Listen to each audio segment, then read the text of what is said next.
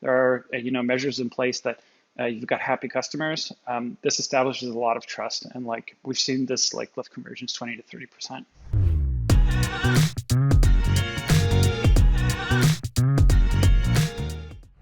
Cool. So now I'm going to tell you about some solutions to some common problems that whatever software you're using to measure it.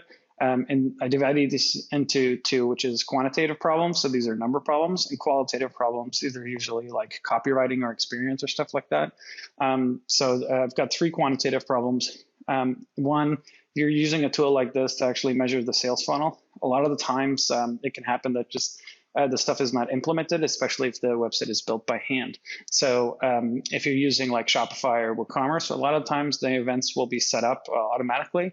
But if you're like a software business or like you've got an older website you built yourself, or you've got like custom stuff, this can be very common where you have like 20,000 views and then like 16 purchases, and where people actually drop off is not clear because the steps aren't actually tagged.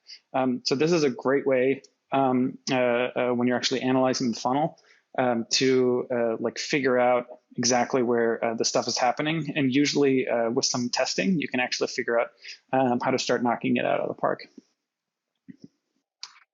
The second one is that it's just slow, and this can increase conversions by like up to 200%. Where if it takes like 4 or 5 seconds for your page to load, people can just get impatient and be like, okay, this is taking too long.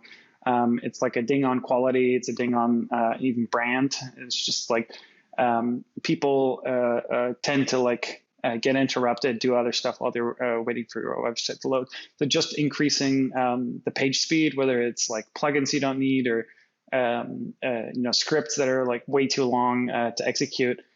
This is like one of the easiest ways to increase the conversion rate. And the last one is this is easy to measure, which is there's just too many steps. There's too much that you need to do. And I call this the 30 and 3 rule, which is like, can you purchase your product in 30 seconds and in 3 steps? And this is really easy to do. Just pull up your website on your phone and on your desktop, and in 30 seconds, try to buy the product with like a test credit card, or if you've got like a development server, go for it. And this will really show you, because we're used to looking at these websites for hours, or like being in a meeting talking about the checkout thing. If you really just hand it to someone or try it yourself, 30 seconds, a lot of times like people are surprised like how long it actually takes. And this can be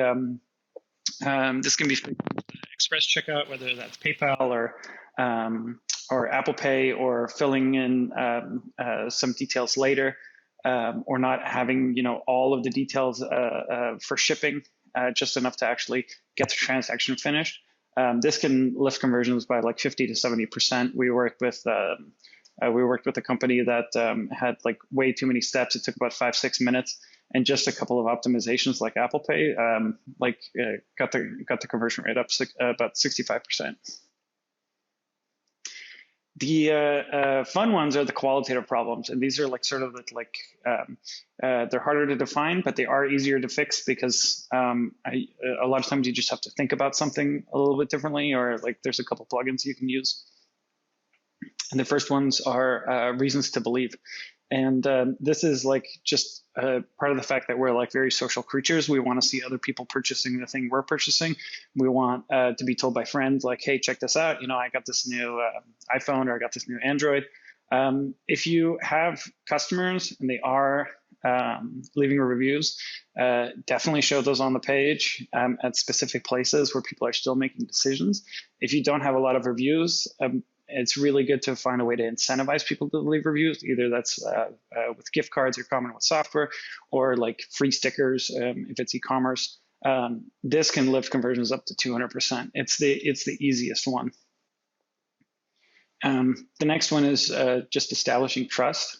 So especially if it's a new brand, something and they're a first-time customer, there's a phone number they can call, an email. They can reach out to if they have issues, they need to return something, they need to exchange something, they want a refund. Just someone there, and just having it on the page, like people aren't going to ring that phone number constantly, but just seeing it on the page and that you've thought about the return policy, you've thought about the privacy policy, there are measures in place that you've got happy customers. This establishes a lot of trust, and like we've seen this like lift conversions 20 to 30%. One big one, and this is one of my favorite books from the 90s. It's like a very early web book. It's called Don't Make Me Think. And it really is true. If people on your website have to think about when they're clicking buttons, how it actually changes the price.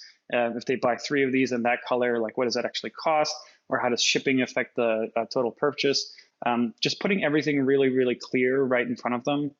And the like 30 and 3 rule helps a lot, will increase conversions a lot, because if they can't figure out like what the buttons actually do, or like where the button is, like they're going to go somewhere else, because you might even see like them going to Amazon to buy a similar product just because they're familiar with the interface and it doesn't have to make them think. So that's a big one. Whatever your interface is, make sure everything is on the page right there. They don't have to work to find the information. They want your product, not a math problem. And this last one, and I've definitely been guilty of this, which is all our copy at one point was sort of the same tone, no matter what stage of the funnel they were in. And it reminded me of like I was trying to understand it, and I talked to a friend of mine. I was like, oh, we're like Eric in the boat where he doesn't realize it's the 4th date and like you're good.